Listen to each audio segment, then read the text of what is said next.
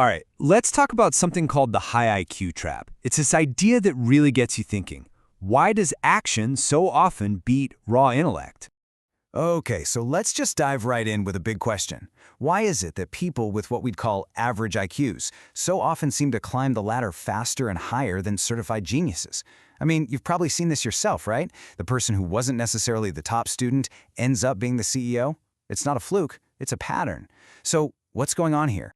Well, the answer is kind of fascinating. It turns out a brilliant mind can sometimes be its own worst enemy. The reason for this paradox, what we're going to break down here, lies in 5 key psychological traps. These are things that can turn that high IQ from a massive asset into, well, a cage. To understand this, let's start with a number. Just one number, 120. So why is 120 so important? This is where it gets really interesting. Cognitive research suggests that after you hit an IQ of 120, any extra intelligence, it barely predicts real-world success.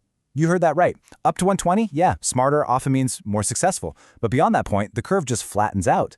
Suddenly, other things like grit, social skills, and just plain old action become way more important.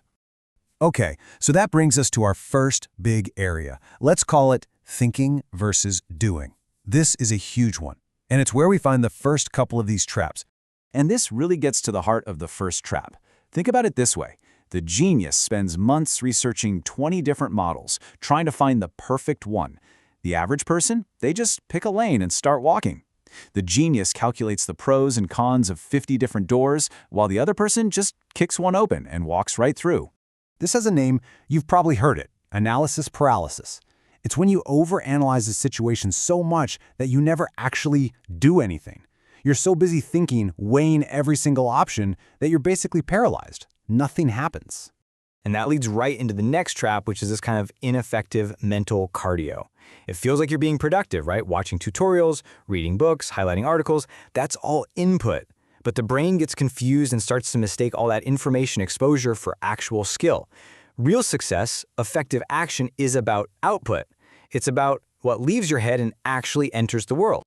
All right, let's move on to the second major theme here, fear versus effort. This is where we get into some really deep-seated psychological stuff.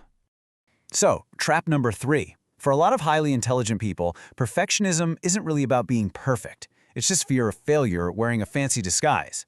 Think about it. If your whole identity is wrapped up in being the smart one, putting something out there that's less than perfect feels incredibly threatening. So you polish and polish and polish and never release anything. Which is why you have to remember this simple but powerful phrase. Done will always beat perfect. Always. Getting something out there, even if it's messy, and getting real feedback is so much more valuable than having a perfect idea that never sees the light of day. Okay, the next trap is what we might call the effort muscle. A lot of kids who are naturally brilliant just breeze through school. They never really have to try hard. And that sounds great, right? But the problem is they never develop that psychological resilience. They never build up the muscle that comes from struggling, failing, and then pushing through anyway. There's actually a great equation from psychology that sums this up. Success equals talent times effort squared. Did you catch that? Effort is squared. It counts twice. This means that consistent, focused effort is a massive multiplier on whatever natural talent you have. It's why someone who's used to grinding it out can often blow past a lazy genius. Which brings us to our third and final section, and maybe the most overlooked trap of all, connections versus credentials. So what's the difference here? Well, the genius often focuses on winning the argument, being right. But the person who's really successful, they're focused on building an alliance. While one person might dismiss small talk as meaningless, the other understands that navigating those social dynamics is exactly how you create opportunities. And here's the bottom line on that. Your brain might win the argument, but relationships win the opportunities. You can be right all day long, but if people don't want to be on your team, that intelligence isn't going to get you very far. Okay, so we've walked through all these traps. Thinking versus doing, fear versus effort, connections versus credentials.